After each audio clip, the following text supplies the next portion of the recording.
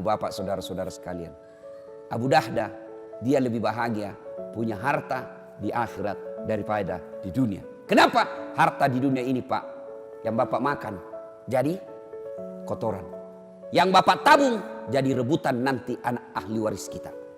Nah, apa kehebatan sedekah? Satu, sedekah itu kata Nabi memperpanjang umur. Kok bisa Ustaz? Coba lihat Pak, kalau orang dermawan, jangankan masih hidup, sudah mati saja orang doakan. Coba, orang dermawan sudah mati saja orang masih doakan. Contoh, ada orang tetangga kita rajin betul sedekah waktu hidup, pas meninggal maka orang lewat di kuburnya, dia akan singgah dulu, baik ini Pak Haji nih, waktu hidup rajin betul dia kasih masjid. Itu yang ada kipas angin di masjid itu sumbangan dia. Itu yang ada mic di masjid sumbangan dia. Ayo kita kirimkan Fatihah, Al-Fatihah. Meskipun sudah meninggal 20 tahun yang lalu, orang masih doakan. Ini yang disebut umur yang panjang. Di Makassar ada sebuah masjid namanya Masjid Sudirman, dekatnya Bank Sulsel. Bank Sulsel masjid namanya Masjid Sudirman. Yang bangun salah seorang orang kaya pengusaha tambak, dan yang kedua mantan direktur Bank Penin. Beliau dua orang inilah membangun ini masjid mewah, betul mewah itu masjid. Karpetnya empuk, sound systemnya baik, AC-nya sejuk, bersih, interiornya cantik, semua orang yang masuk, masya Allah, masya Allah. Dua orang inilah yang membangunnya. Dan salah satu lagi, ada tiga.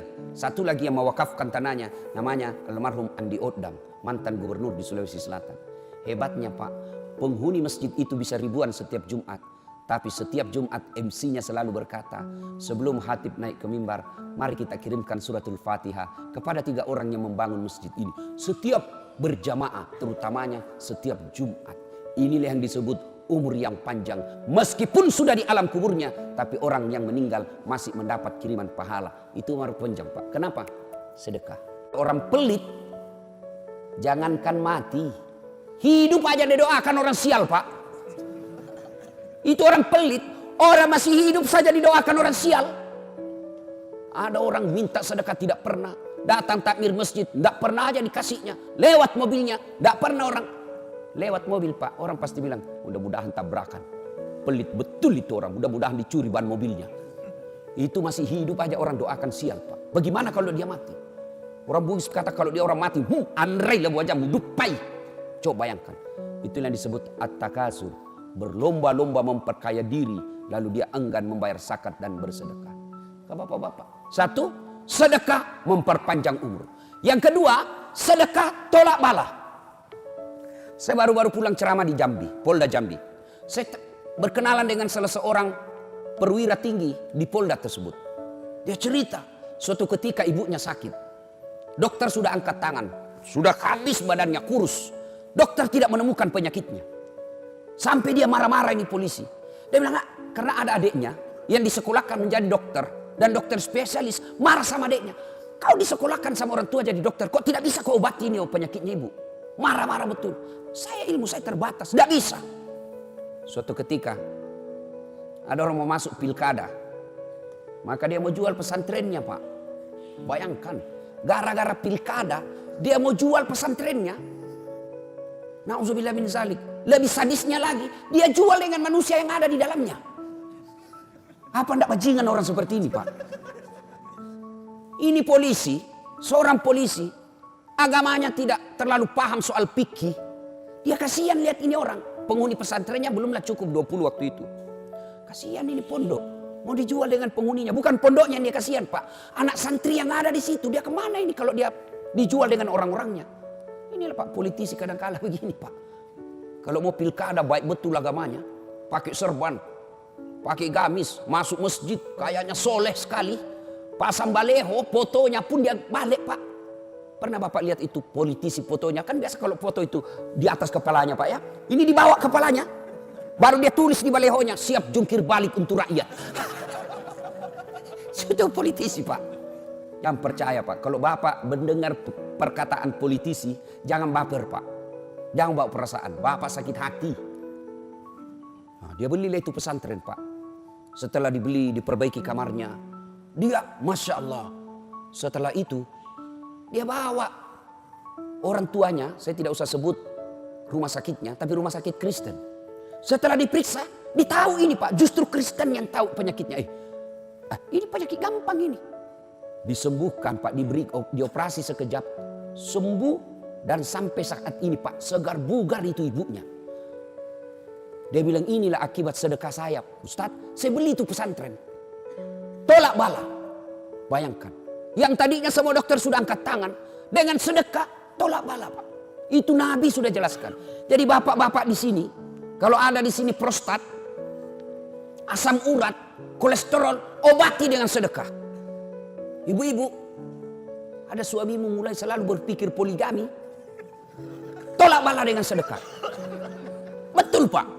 Ibu bangun sholat tengah malam, tidak usah curhat kiri kanan. Kita lihat, ibu-ibu mau tahu ciri-cirinya suami selingkuh? Mau kawin lagi, ibu mau tahu ciri-cirinya?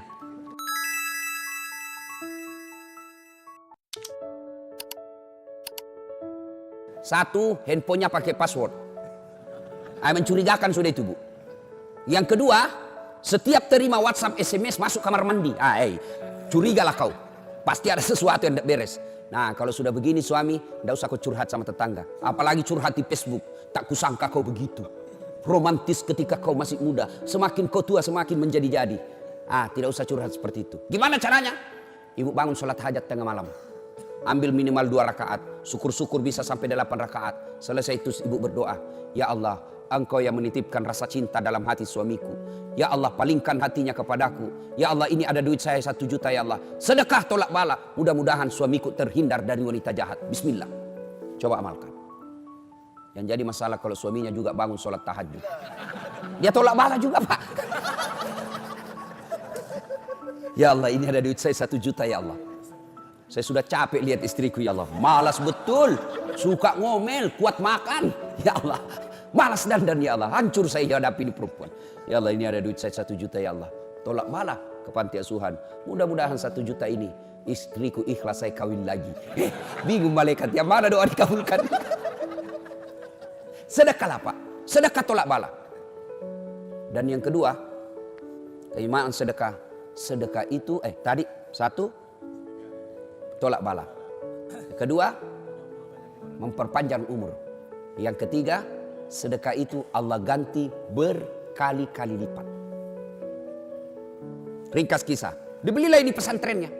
Sudah dibeli pesantren Pak. Apa yang terjadi? Subhanallah, dapat bantuan dari pemerintah Indonesia untuk membangun pesantrennya. Berapa bantuannya? 2 miliar. Makin berkembang pesantrennya itu Pak. Luar biasa. Akhirnya hebatnya lagi. Yang keempat, keutamaan sedekah membuat doa terkabul. Sambung lagi kisahnya nih Bapak polisi. Semenjak dia jadi polisi, tugasnya selalu di luar Jambi. Tidak pernah dapat SK Jambi. Ibunya berkata, nak, kau kembalilah tugas di kampungmu ini. Saya makin tua, saya mau senang lihat kau bertugas di kampungmu. Dengan izin Allah, doa ibu tersebut dikabulkan, anaknya tugas kembali ke Jambi. Maka bapak-bapak, ibu-ibu, kalau mau doamu cepat dikabulkan, bersedekahlah. Dan demi Allah, tidak ada orang bangkrut gara-gara sedekah. Apa bapak pernah ada di komplek ini? Ustaz, itu yang di sudut rumahnya kaya betul dulu itu Ustaz. Cuma karena rajin sedekah bangkrut dia. Bapak pernah dengar itu? Yang bangkrut bukan sedekah. Yang bangkrut gara-gara poligami. Bukan. Apa? Selingkuh. Selingkuh bikin bangkrut Pak. Diperas bapak sama ceweknya. Woi, belikan saya sepeda motor. Kalau tidak, saya share di Facebook ini foto kita yang berdua. Hancur Pak. Sudah dibelikan sepeda motor, minta lagi dibelikan kulkas. Belikan saya kulkas. Kalau tidak, ku share ini di Facebook. Sudah dibelikan kulkas 2 minggu, belikan saya AC berdiri. Mati habis Pak gara-gara selingkuh. Poligami halal. Poligami halal Pak. Yang penting bapak berani. Yang penting bapak berani. Yang penting bapak berani. Ya. Nah ibu bapak saudara-saudara sekalian. Dan berikutnya sedekah pelit. Tidak ada orang suka yang pelit Pak. Percaya itu Pak. Tidak ada orang senang orang pelit. Saya tanya ibu-ibu, senang suami yang pelit atau dermawan? Dermawan. Bapak-bapak senang yang menantu dermawan atau pelit? Dermawan. Senang tetangga yang pelit atau dermawan?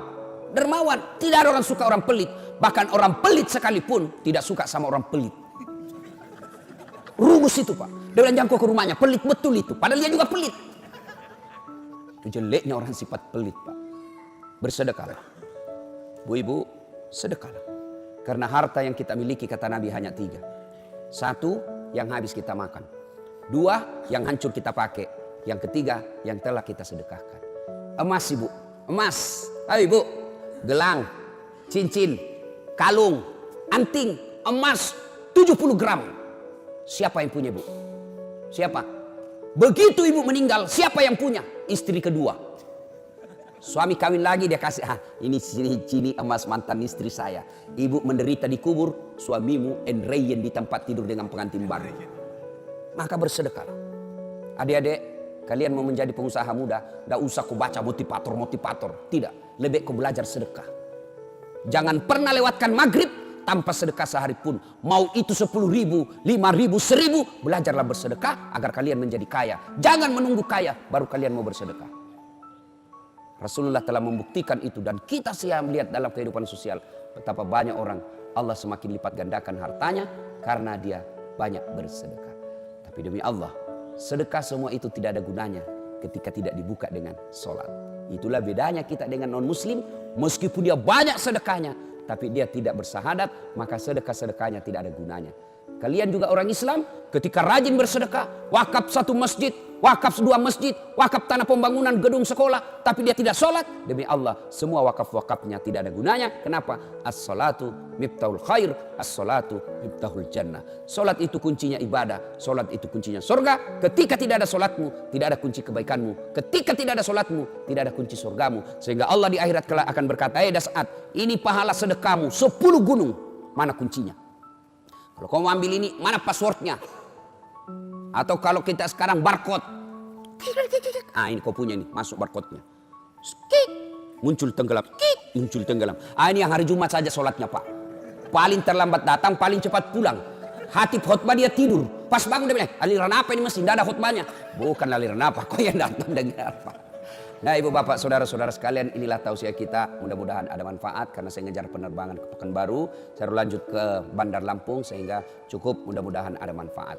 Tidak ada gunanya ilmu yang kita peloreh hari ini kalau sebentar kita tidak mau bersedekah. Mulailah sedekah dengan hari ini. Mulai Pak, mulai ikhtiar hari ini. 1 hari jangan pernah lewatkan tanpa sedekah. Saya tidak bisa bersedekah dengan duit. Sedekahlah dengan senyum. Karena senyum adalah sedekah. Kalau kita miskin, saya tidak punya pun dia bersedekah dengan senyum. Sedekahlah dengan apa? Doakan sesamamu muslim. Tidak bisa juga doakan. Sedekahlah dengan apa? Jangan mengganggu sesamamu manusia. Maka itu sedekahmu kepada dia dengan tidak mengganggunya. Sedekah apa namanya? Sedekah dengan akhlakul karimah. Demikian, mudah-mudahan ada manfaat. Lebih dan kurangnya mohon dimaafkan. Nun wal kalam ya misrun. Billahi fi sabilil haq. Assalamualaikum warahmatullahi wabarakatuh.